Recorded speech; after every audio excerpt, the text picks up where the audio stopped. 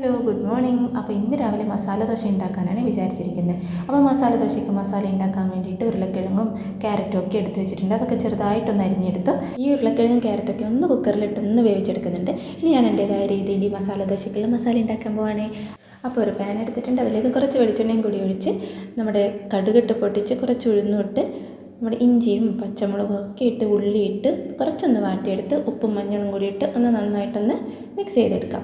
എന്നിട്ട് അതിലേക്ക് നമ്മൾ വേവിച്ച് വെച്ച ഈ ഉരുളക്കിഴങ്ങും ക്യാരറ്റും കൂടി ഇട്ടിട്ട് നന്നായിട്ടൊന്ന് ഉടച്ചെടുത്താന്നുണ്ട് എൻ്റെ മസാല ഇവിടെ റെഡി ആയിട്ടാണ്. ഇനി ദോശ ഉണ്ടാക്കാൻ വേണ്ടി കുറച്ച് നെയ്യ് എടുക്കുന്നുണ്ട്. അത് നമ്മുടെ ദോശക്കല്ലിൻ്റെ മേലിൽ തന്നെ വെച്ചിട്ട് ഒന്ന് ഉരുക്കിയെടുക്കുന്നുണ്ട്. അങ്ങനെ നമ്മുടെ നെയ്യ് ഇവിടെ ഉരുക്കിയിട്ട് നമുക്ക് നല്ല ദോശ ഇടാലേ.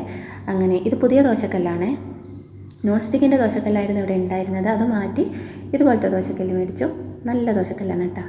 അങ്ങനെ നമ്മുടെ ഈ ദോശയുടെ മുകളിലേക്ക് ഇതാ നല്ല ഉരുക്കിയ നെയ്യും കൂടെ നന്നായിട്ടൊന്ന് ഒഴിച്ചു കൊടുക്കുന്നുണ്ട്. ദോശ നല്ല മുരിഞ്ഞു വന്നിട്ടുണ്ട്. ഇനി അതിൻ്റെ മേലെ നമ്മുടെ മസാലയും കൂടി ഇട്ട് കൊടുത്ത് ഒന്ന് നന്നായിട്ടൊന്ന് അമർത്തി പ്രസ് ചെയ്ത് കൊടുത്ത് നമ്മുടെ ദോശ അങ്ങ് മൂടി വെച്ചാൽ നമ്മുടെ മസാല ദോശ റെഡിയായി. കാണാൻ നല്ല ചന്തമൊക്കെ ഉണ്ടല്ലേ, അതുപോലെ തന്നെ ദോശം പറയുന്നത് തിന്നാനും നല്ല രസം ഉണ്ടായിരുന്നു കേട്ടോ. അപ്പോൾ എല്ലാവർക്കും ബായ്.